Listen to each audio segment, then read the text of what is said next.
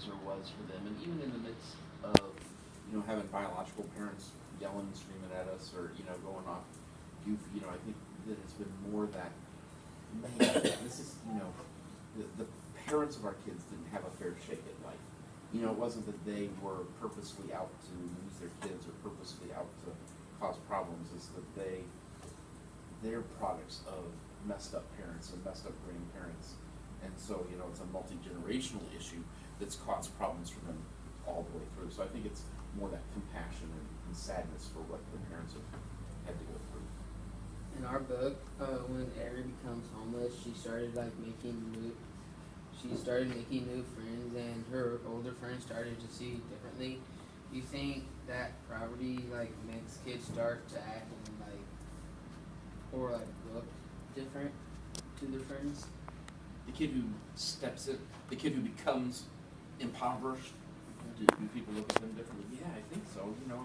Think about whether it's, kids that I've worked with in the past who have been junior high, high school kids who have been homeless, maybe they don't get their clothes washed as often, or their clothes start looking really, ratty, that they haven't bought new jeans in 3 years, or, those kind of things.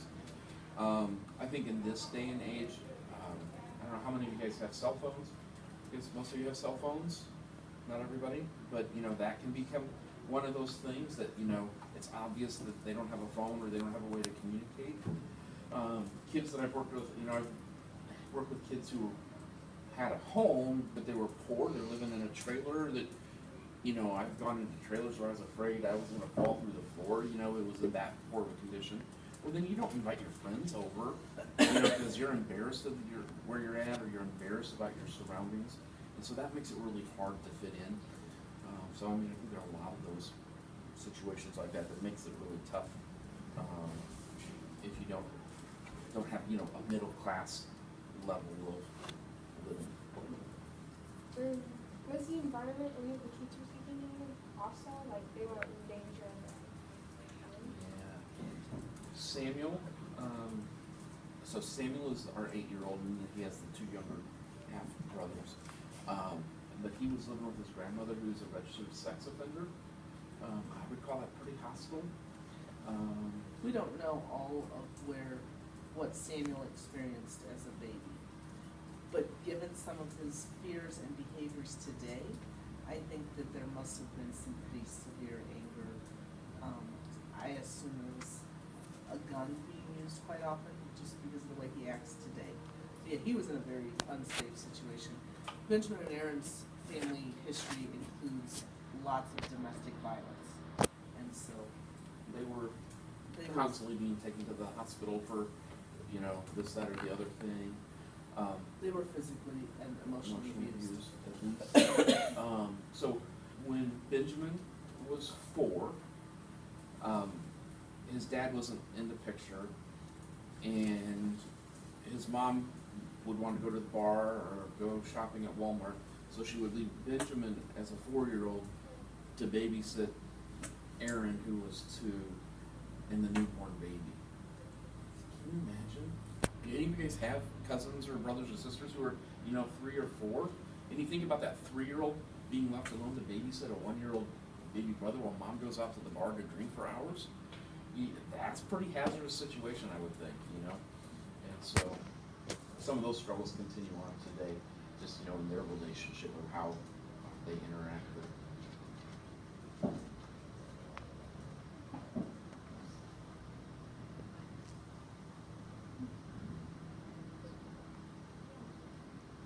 Did any of your children have siblings that they didn't want to leave behind?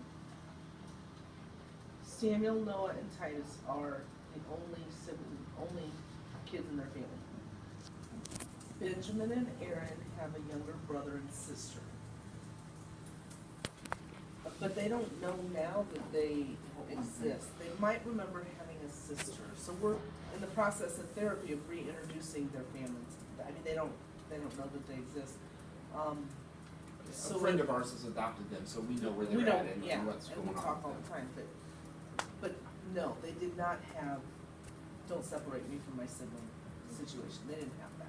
So it's a little different than maybe the story in your book where they were closer. Right. No, Elizabeth now has two younger siblings that she doesn't know that she has. We found out through other means. The internet is a beautiful thing. So we know, kind of what's going on, but she doesn't know that She they're out doesn't there. know they're there, yeah. How did the rest of your family feel when you became a foster parent? Like, 'cause you said you had 5 biological. We had 5, so when we got Elizabeth at 3 months old, our youngest was 2, so they were 2, 4, 6, 8, and 10. And they were all excited to have another sibling. I mean, that was just the way life was.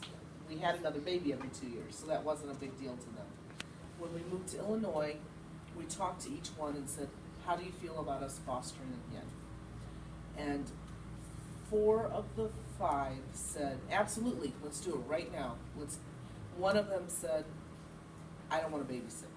You can do it, but don't ask me to babysit. Now, that's the one who comes over and helps with the kids an awful lot, but no one was hostile against it. They were all very much in favor of helping and protecting and taking care of the kids. In our book, Ari's grades start to decline due to homelessness. Do you think this happens frequently with young people living in poverty? Yeah, I see that a lot with kids who are in that situation because, again, whether it's that they're in poverty, their family's in poverty, so they have to go out and try and work a job after school to help the family, or whether they are living in a family. It's not an exact one-to-one correlation, but lots of times families that have poor educational experiences, a poor educational background, are in poverty, and so they don't value education as much. And so, they might be living in a home where it's not expected that they will do well in school. I've worked with several families where the parents are trying to tell their freshman kid or sophomore kid, you should just drop out of school so you can get a job and get on with life, as opposed to that parent saying, no, you really should stay in school and do well. So I think that has that impact there. I think it's also hard. I mean, think about it. If you're living in a homeless shelter, there's all that chaos and everything around, and you don't have a good space to sit and study. So you have that, or if you're actually living on the street, how are you supposed to plug in your Chromebook? You guys get to take this home at night or not? No, they stay here. So do you guys have to do homework at home on your computers at home? If you haven't noticed, if you walk up and down Main Street here in Hayward, there aren't computers sitting out beside the street for kids to do their homework on. So they're missing some of those tools that they're able to have that you guys would have at home. So What do you receive for being a foster parent? what do we receive? In what? What are you asking? Do you get any special Like special Reimbursement or those kind of things? Yeah. There's a subsidy that comes with kids to help pay for their clothes, their supplies, their toys. I've kept track of that. You don't really make any money off of that. You just don't. And to help pay for the damages that they do to life. So if you saw our house, you would see the marker on the wall, the torn wallpaper, the brand new painted room that has beautiful purple circle right in the middle of the wall. So there is a subsidy that comes with them. Foster kids get free meals at school through the government. It's easier to get them coats and hats at places. The health department does dental stuff for them. So there's some help, and those are for kids who come through the foster care system, not necessarily if you adopt a kid from China or Russia or Ethiopia. But yeah, you'll hear stories about, well, people are just in foster care to make money off of the kids, and that has not been our experience. It costs us way more, just to do stuff. Or like, we have at points in time, Karen's had like 25 doctor or therapy visits a week. So, you think about driving kids back and forth across town to all the doctor appointments and all the school visits, all those things.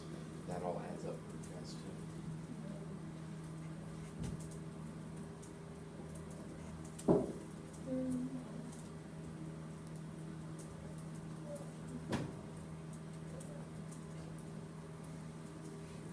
Oh, you wanna do this one?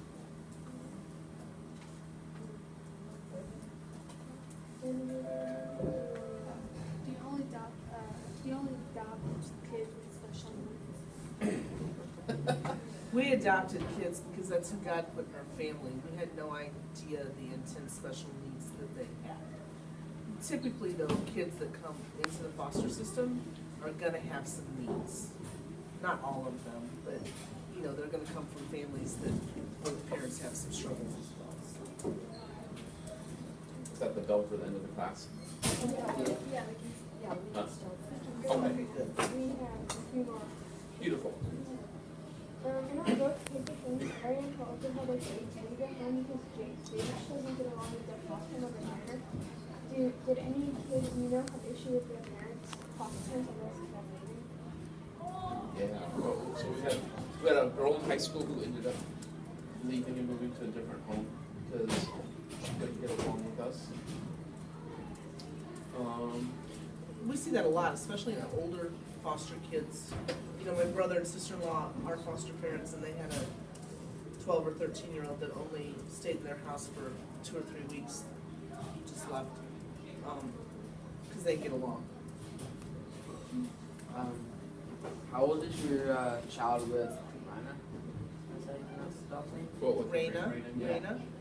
Raina came to us a year and a half ago in August, and she was a rehome service dog. She is not the service dog that, if you saw, that we raised money for. She's from the same organization. She works with Benjamin, who's 12. Benjamin has autism.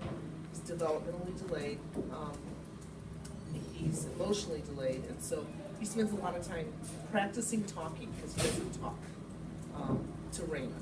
And so when he feeds her, he's supposed to talk to her. And I mean, he could go all night without saying a word, but he talks to Raina. So he's 12. He's in 6th grade. Yeah. In our book, Take the Things, the main character, Arian, Gage, were adopted. How did you feel whenever you adopted your kids? I think those are some of the Best most memories. fun days ever. I mean, I don't know if you've seen pictures. It sounds like you guys have done outstanding research on scoping us out. But That's scary. Um, My Facebook is wide open, and there's pictures of the kids and our adoption days in there. I think there's a Facebook album called Adoptions, and that was just so exciting because it was a new life. It was a new beginning for these kids. Elizabeth was 3, and she spent the afternoon jumping on the bed yelling, "I'm a baby now! I'm a baby! I'm a baby!" So they were excited too. Ari and Gage didn't really have any family members that could help them cope with what happened to them or help them out with living in financial issues. Did you have any family members that helped you with what happened? I'm gonna have to pause for a second. If you are in math, meaning geometry and Mrs. Moore's class, I need you to go, because y'all have tests. who cares? No. Math. If you are in science, right, you can probably stay and finish your questions. You wanna do that? Yeah, this is our last question. Okay, this is perfect then.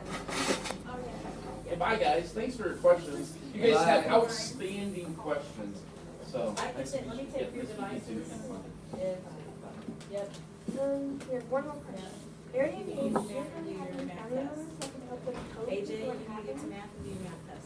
I got or it. help them with living in financial issues. Do you have any family members that helped you with what happened? We did not have any support from other family members until recently, is that right? yeah, probably. My family was not real big on us doing this, my side. And in the last 2 years, Andrew's parents have moved to town to help, and Andrew's sister and their family have moved to town. Andrew's parents moved from Iowa, Andrew's sister moved from Montana. And so in the last 2 years, we've started to have family come around to help us, which we really need.